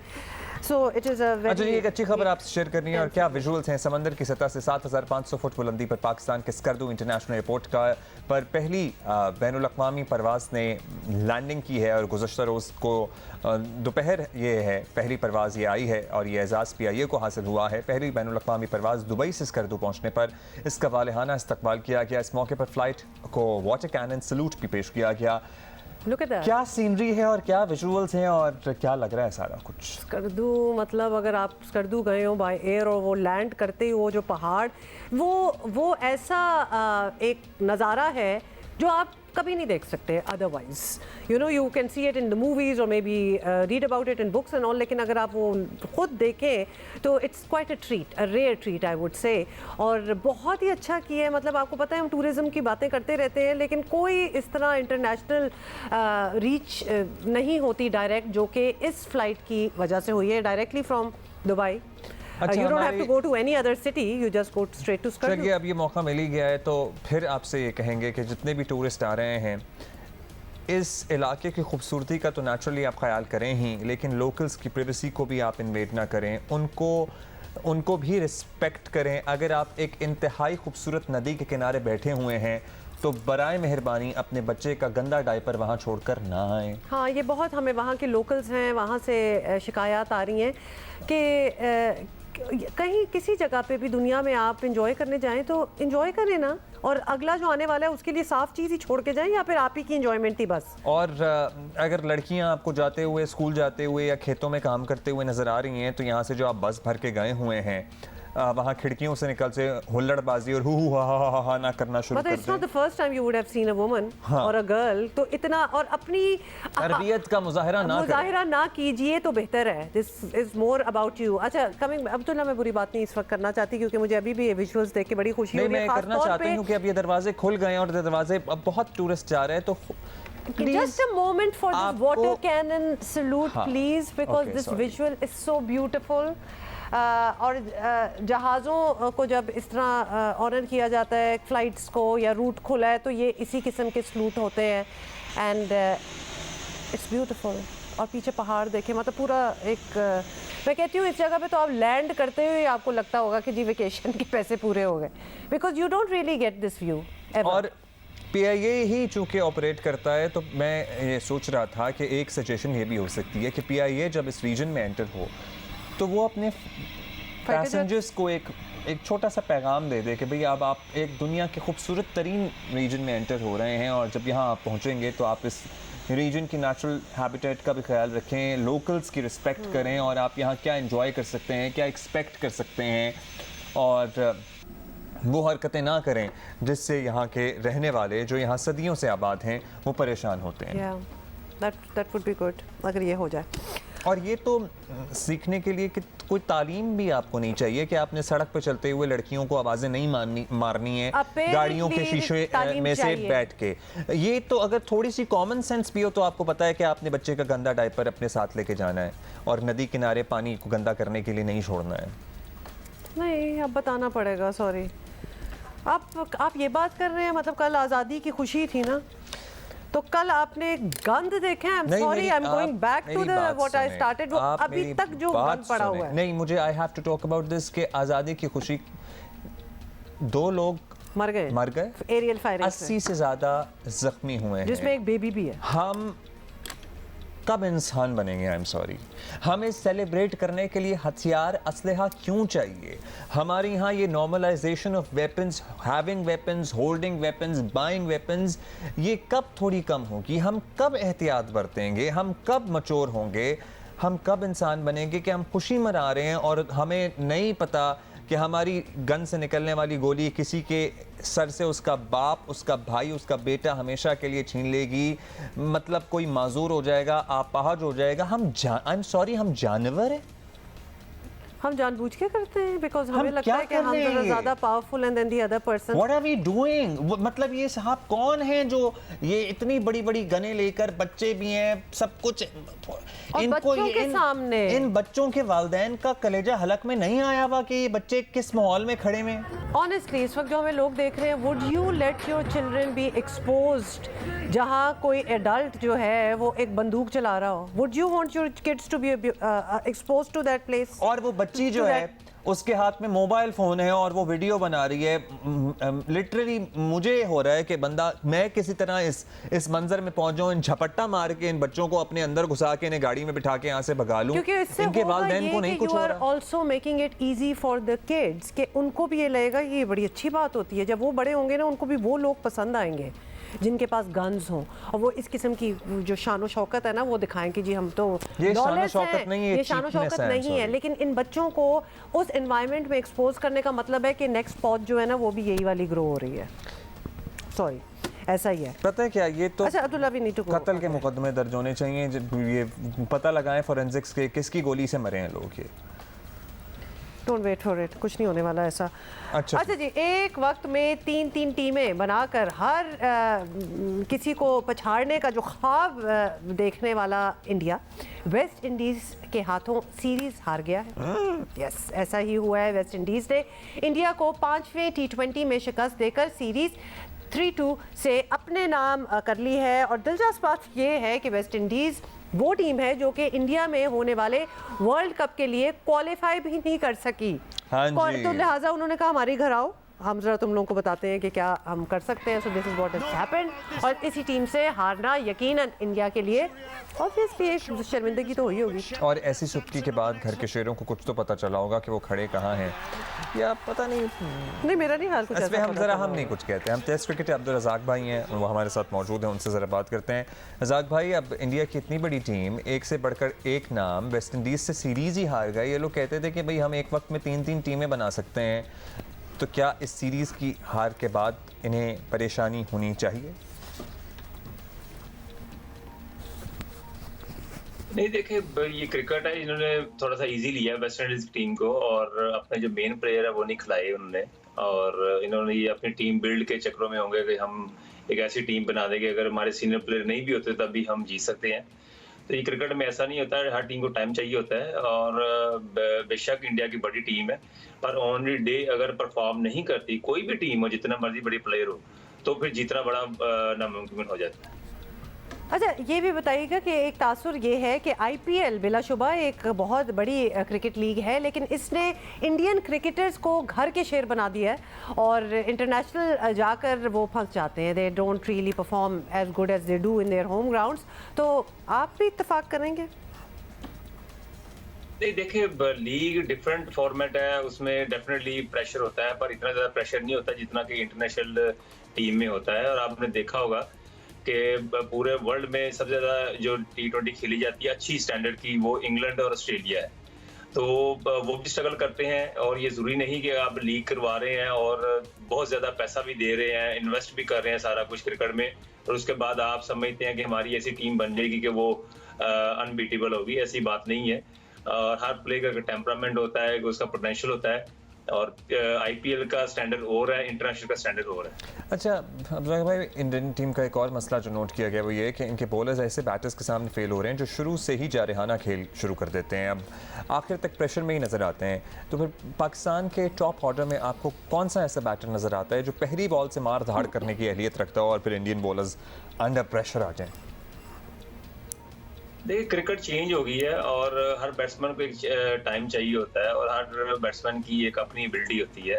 वो दौर ख़त्म हो गया जिसमें सहवाग थे या जसूरिया थे या गिलक्रिस्ट या मैथ्यू हेडन थे जो पहली बॉल से चार्ज करते थे। तो अब वो वक्त ख़त्म हो गया है, अब हर चीज़ को देखना पड़ता है, पिच को देखना पड़ता है, कंडीशन को देखना पड़ता है, बॉलर को देखना पड़ता है। और T20 आपको पता है क्रिकेट ऐसी है कि इसमें हर बॉलर जो है पहली बॉल से ही गेयर्ड अप होता है, और इसमें टाइम नहीं होता कि आप अपनी बॉडी को खोलें उसके बाद फिर आप अपने आप को उसमें बॉलिंग में यूटिलाइज करें। तो बैट्समैन पे डिपेंड करता है कि उसकी क्या अप्रोच है, और बैट्समैन पे कॉन्फिडेंस पे भी डिपेंड करता है कि वो किस तरह खेलना चाहता है। क्रिकेट सारी मेंटली है, तो इसमें अपने आप को अप्लाई उस तरह करना पड़ता है, फिर जाके आप पहली बॉल से ही चार्ज कर सकते हैं। Okay, Abdul Razak bhai, thank you for being with us. तो there is a lot of cricket by the way जिसमें अभी पाकिस्तान को भी हम देखेंगे, एंड वो सीज़न भी इंशाल्लाह जल्दी शुरू हो जाएगा। भाई ऐसे ऐसे चैंपियन आ रहे हैं ना कि बंदा सबके बारी चला जाए, एंड दे स्टार्ट यंग। यही तो मज़े की बात है। इससे पहले जो हमारे पास जिजिट्सू वाले थे, he started when he was 4 years old, और अभी जो बच्ची आई हैं वो ऑलरेडी चैंपियन है at the age of 10। Very cute. अच्छा जी, शतरंज की बाजी पर भी पाकिस्तानी टैलेंट बाजी ले रहा है और इस खेल में सबसे लाली परचम दुनिया में सुरखरू हो रहा है। काजाकिस्तान में हुई है वर्ल्ड स्कूल चैंपियनशिप चेस की, और पाकिस्तान की मतलब अभी 10 साल की बच्ची है आयत आसमी, इन्होंने ब्रॉन्ज मेडल अपने नाम किया है। और चेस चैंपियनशिप 2023 में 53 ममालिक से एक्चुअली 400 खिलाड़ियों ने शिरकत की थी। इमेजिन, लाहौर से इनका ताल्लुक है और ये हैं हमारे साथ। आयत, अस्सलाम वालेकुम, कंग्रेचुलेशंस। आपका तो हम देख रहे थे इस्तकबाल भी जबरदस्त किया गया, देख रहे हैं, और वो हार आपने इतने फूल पहने हुए हैं, क्राउन भी पहनाया गया। हाँ, and I am just thinking कि उसी का बोझ आपने कैसे उठा लिया। लेकिन ये इतना आपकी दिलचस्पी चेस में कैसे हुई? मैंने चेस को पहली दफ़ा अपने खाला के घर देखा था, और तब मुझे बहुत इंटरेस्टिंग गेम लगी थी, और फिर मैंने अपने अम्मा से पूछा कि क्या होता है। मेरी अम्मी ने बताया कि चेस होती है, फिर उन्होंने मुझे बेसिक मूव सिखाए, और फिर मेरी खाला ने मेरे लिए एक चेस कोच रखे सर जाहिद, और उन्होंने मुझे चेस सिखाया, और अभी मैं सर आमिर से कोचिंग ले रही हूँ, और मुझे बहुत शौक़ है चेस खेलने का। तो मेरी बात सुने, आपको मज़ा आता है? मतलब आप सारा दिन भी चेस खेल सकते हैं, या आपने चलो अम्मी ने कह दिया या खाला ने कह दिया तो बस खेल रहे हैं? खेल रहे हैं, या- चैंपियन बन के या आ रहे हैं। आपका अपना इंटरेस्ट भी इतना ज़्यादा डेवलप हो गया है कि भाई आप कहती हैं पढ़ाई तो बाद में कर लूँगी, पहले चेस खेल लूँगा। जी मेरा बहुत शौक है चेस में, मेरा अपना इंटरेस्ट है और मेरे अम्मा अब्बा तो मुझे सपोर्ट करते हैं कि खेलो और मैं खेलती हूँ चेस। तो स्कूल में आपको देख के भी किसी और ने शुरू की या फिर बस आप ही हैं अपनी क्लास में जो चेस खेलती तो हैं, चैंपियन भी बन गई हैं साथ में? जी मेरे स्कूल में और भी बच्चे खेलते हैं। बट आप तो क्लब में चैंपियन आते हैं बन गई वो। ना। बट आप तो चैंपियन बन जी, गई, अब मैं क्लब में आती हैं। अच्छा, यहाँ मैं तो- ये मेरा पहली तो- दफ़ा इंटरनेशनल कंपटीशन खेलने गई थी आयत, या इससे पहले भी मुल्क से बाहर जा चुकी हैं खेलने के लिए? इससे पहले भी मैं गई हुई, मैं पहले गई थी ओमान भी और मैं गई हुई हूँ मालदीव्स। वंडरफुल। माशाल्लाह। देखिए ये मैं जरा लोग जो देख रहे हैं, बच्चों को किसी आप स्पोर्ट में डालें ना तो क्या उनकी पर्सनैलिटी डेवलप हो रही होती है। तमगा लेना, जीतना फर्स्ट सेकंड थर्ड बहुत अच्छी बात है, लेकिन the exposure, they get to travel, they get to meet new people, एक कॉन्फिडेंस का एक लेवल कुछ और है, और फिर then they have an edge on other students. मुकाबला करना, वो हाँ, कंपटीशन, वो और फिर nerves। कंपटीशन को जीत हैंडल करना और कंपटीशन की हार अच्छा, हैंडल sash भी करना। पहनी हुई है, हम फुटेज देख रहे हैं, chess साथ हम देख queen भी रहे लिखा हैं। हुआ है। अच्छा जल्दी से आयत ये भी बता दो कि आपको चेस के हवाले से सबसे अच्छी चीज़ क्या लगती है, मतलब उसमें क्या पार्ट है कि बाकी सारी गेम्स एक जगह और चेस स्पेशल है? ये बस पेशेंस वाली गेम होती है, इसके अंदर उछल कूद नहीं होता और या के माइंड को स्ट्रांग करती है ये तो और ये बहुत इंटरेस्टिंग गेम होती है। कभी फंसते भी हो, मतलब गेम में फंस गए हो तो फिर क्या क्या होता है? किसी से गाइडेंस लेते हो या खुद ही कोई हल निकाल लेते हैं? जी गेम फंस जाती है बीच में, वो ड्रॉ हो रही होती है, लेकिन फिर हमने कुछ करना होता है, जैसे बिशप सैक्रिफाइस करना होता है पॉन के बदले, या नाइट को देना पड़ता है, या हम किसी बुक से देख सकते हैं या कंप्यूटर से हेल्प ले सकते हैं। वंडरफुल। तो अभी मैं देख रहा था कि आपको तो गवर्नर पंजाब से भी कोई सर्टिफिकेट मिला, तो इस तरह जब अप्रिशिएट करते हैं लोग, कैसा लगता है? अच्छा लगता है नेचुरली? जी मुझे गवर्नर से भी एक सर्टिफिकेट मिला था, मुझे बहुत अच्छा हुआ था, लाइक हैप्पी फीलिंग थी मैं। And when you go abroad to play a competition, तो ज़ाहिर है सैर करने जाते हैं कहीं तो और बात होती है ना, लेकिन जब आप कंपटीशन लड़ने जा रहे होते हैं तो वो ट्रैवल तो नहीं होता, वो तो कंपटीशन की टेंशन होती है, तो बाहर जाके और ज़्यादा स्ट्रेस हो रहा होता है कि भाई अब तो यहाँ पाकिस्तान को भी रिप्रेजेंट करना है, तो होता है स्ट्रेस, होता है थोड़ा सा कि नहीं होता? थोड़ा सा होता है, लेकिन कॉन्फिडेंट भी बहुत होती हूँ मैं। वो तो पता चल रहा है माशाल्लाह। अच्छा जल्दी से ये भी बता दो कि आपने फिर और सहेलियां बनाई कोई बाहर के मुल्कों से, जब आप मिलती हैं तो दोस्तियां तो हो ही जाती होंगी? हमने मैक्सिको की टीम से दोस्ती कर ली थी, मैंने एक यूक्रेन की भी दोस्त बनाई थी। तो आप लोग आपस में ऑनलाइन भी खेल सकते हो चेस, मतलब मैक्सिको की टीम वालों से और यूक्रेन वालों से? जी हम लीचेस पे खेल सकते हैं। वंडरफुल। अच्छा मुझे बताओ, आप प्रैक्टिस वगैरह करती हो, मैचेस जो आप खेल रही होती हो, तो क्या अपने जैसे बड़े लोगों के साथ भी खेलती हो? कोई फैमिली में ही लोग हों, कोई बड़े कज़न, भाई, मामू, इन लोगों के साथ भी आप खेलती हो चेस? जी मैं पूरी फैमिली चेस खेलती हूँ, मैं अपने अम्मा अब्बा भाइयों के साथ खेलती हूँ और कज़न्स के साथ भी खेलती हूँ। तो क्या मज़ा आता है आपको जब आप बड़ों को आप हरा देती होगी हो? यकीनन कोई आपको भी हराता है? कभी कभी मुझे मेरा कज़न हरा लेता है, लेकिन उसको भी मैं हरा लेती हूँ। उसको भी हम डील कर लेंगे क्योंकि माशाल्लाह चैंपियन तो फिर आप ही हो। वो आपको नहीं हरा पाएगा। हाँ, कुछ हमें ऐसा ही लग रहा है। The good work और keep practicing, playing and making your parents proud and making Pakistan Yeah, proud. congratulations to And the parents and the khala as well. Yes, khala आपको। Absolutely, बिल्कुल, खालास बड़ी इंपॉर्टेंट होती हैं। Ayat, bye bye. Thank you Ayat. Bye bye.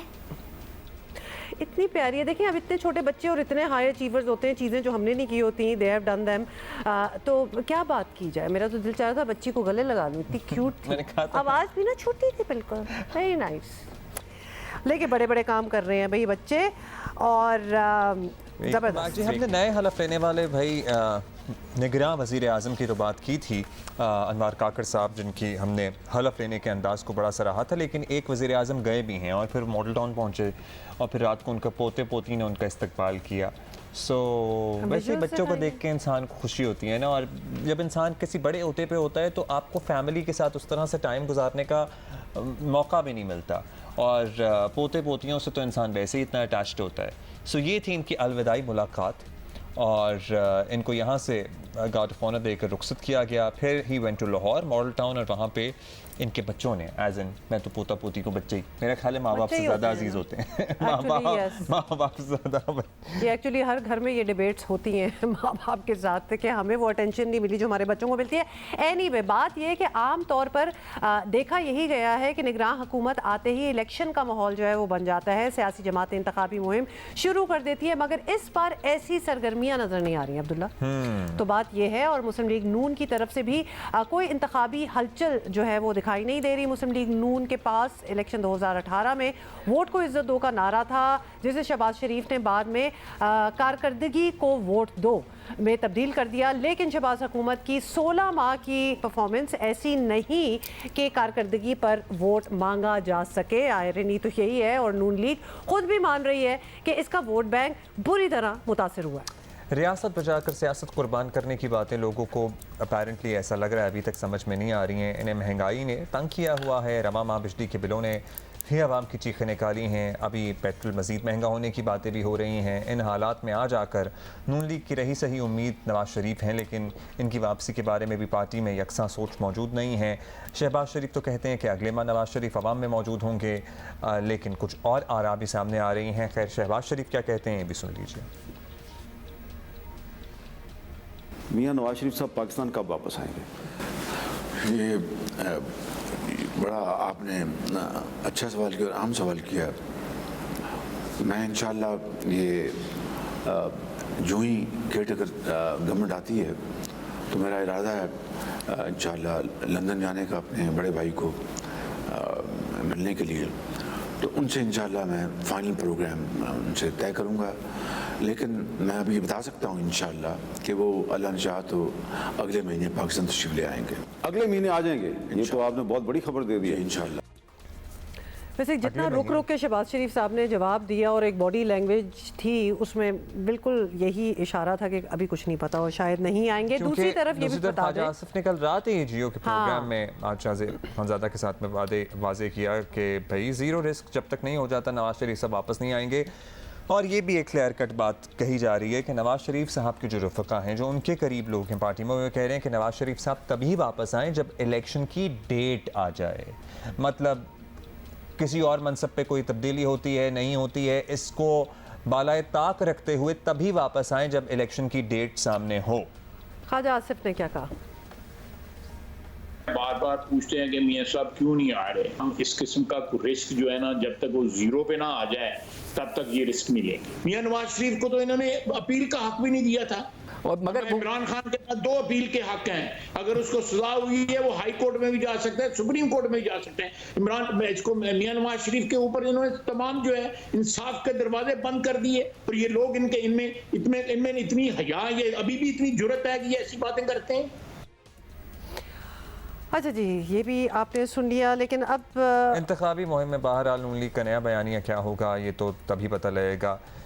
अभी तो बहुत पूछ लेते हैं क्योंकि सीनियर रहनुमा पाकिस्तान मुस्लिम लीग नून तलाल चौधरी हमारे साथ हैं, तो उनसे पता कर लेते हैं। तलाल चौधरी साहब, हुकूमत ख़त्म हो गई, अब इंतखाबी सियासत का वक्त आ गया और इसके लिए मुस्लिम लीग नून को वोटर के पास जाना है और इसे बयानिया जो है वो समझाना पड़ेगा। वोट को इज्जत दो वाला मामला तो ऑब्वियसली शहबाज शरीफ के इंटरव्यूज़ और पार्लियामेंट की आखिरी दिनों की कानून साजियों ने ही बिल्कुल ही लपेट दिया है, तो परफॉर्मेंस बताने वाली कोई ख़ास सॉरी टू से है नहीं। क्या पैगाम लेकर जाएंगे? बिस्मिल्लाहिर्रहमानिर्रहीम, अस्सलाम वालेकुम जियो पाकिस्तान। देखिए, वोट को इज्जत भी आप खिदमत से दे सकते हैं, और यकीनन जब जिनसे वोट लिए होते हैं आप उनकी खिदमत करते हैं, उनसे वादे पूरे करते हैं, उनके वोट की कदर करते हैं, और वो मुस्लिम लीग नून ने करके दिखाई है। और मुस्लिम लीग नून की लीडरशिप जो है वो इंशाल्लाह ताला उसका माजी भी गवाह है, और इस दफ़ा जो पाकिस्तान की मुश्किल तरीन हुकूमत थी 2 एतबार से, सबसे बुरी मईशत थी इस वक्त और सबसे बड़ी कोलिशन गवर्नमेंट पाकिस्तान की तारीख की।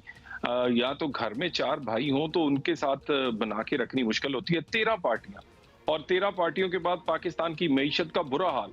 इन दोनों चीजों से अगर कोई नुमुर्द अज़मा हो सकता था तो वो फिर शहबाज शरीफ ही थे और उन्होंने बेहतरीन तरीके से मईशत को भी संभाला दिया, हुकूमत भी चला के दिखाई, कंसेंसस भी पैदा किया और पाकिस्तान में जो उससे पिछले 4 साल जिससे पाकिस्तान का जवाल शुरू हुआ है, अच्छे बच्चे हंसते बसते पाकिस्तान का जो जवाल शुरू हुआ है वो इमरान खान की उस 4 साल से था।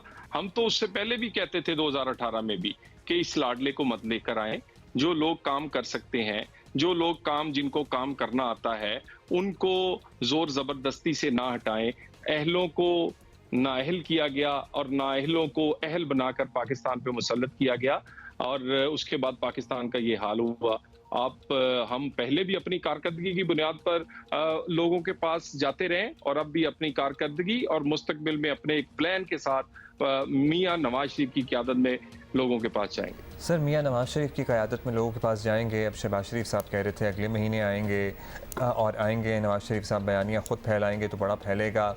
ख्वाजा आसिफ साहब कुछ और कह रहे हैं कि जब तक ज़ीरो रिस्क नहीं हो जाता। तो कुछ आप बता सकते हैं, क्या वो अगले महीने आ जाएंगे? इलेक्शन की तो अभी कुछ सुनगुन नहीं है, तो इतने पहले आके क्या करेंगे, बताएं। देखिए, मियां नवाज शरीफ जो हैं वो जब भी आएंगे उनकी तारीख का ऐलान उनकी पार्टी करेगी। उन्होंने अपना फैसला, अपने वापस आने का फैसला पार्टी पर छोड़ रखा है। वो तो बहुत देर से बाज़िद थे कि वो पाकिस्तान वापस आना चाहते हैं और अगला इलेक्शन जो है वो मुस्लिम लीग नून को लीड करेंगे। और एक ही बात है, नवाज शरीफ आएगा, गरीब का चूल्हा चलाएगा। नवाज शरीफ आएगा, इस पाकिस्तान को इसकी जो इज्जत है वापस लौटाएगा। और नवाज शरीफ आएगा, बिल्कुल ठीक है, वो भी हो गया। लेकिन जी, लेकिन एक और सवाल इससे पहले कि हम दूसरी बात पे बहुत बात कर लें।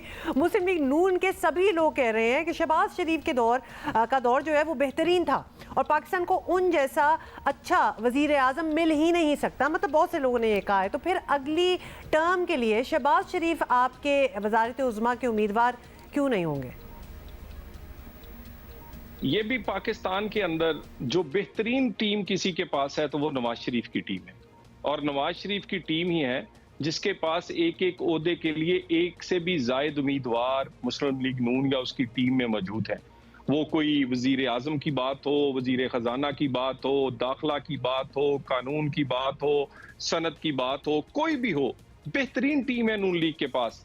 और मियां नवाज शरीफ वजीर आज़म हो तो फिर उनके साथ शहबाज शरीफ कारकुन बन के भी काम कर सकते हैं। और ये लोगों की ख्वाहिश और लोग इसको एजाज समझते हैं कि नवाज शरीफ की टीम और उसकी ज़ेर सरपरस्ती काम किया जाए। नवाज शरीफ ना सिर्फ उसे काम आता है बल्कि अल्हम्दुलिल्लाह वो जब भी आया है उसने पाकिस्तान के और आम आदमी के हालात बदले हैं और बदल कर दिखाए हैं, क्योंकि वो नीयत वाला आदमी है और अल्लाह ताला जो नीयत वाले होते हैं अल्लाह ताला उनके काम में बरकत डालता है।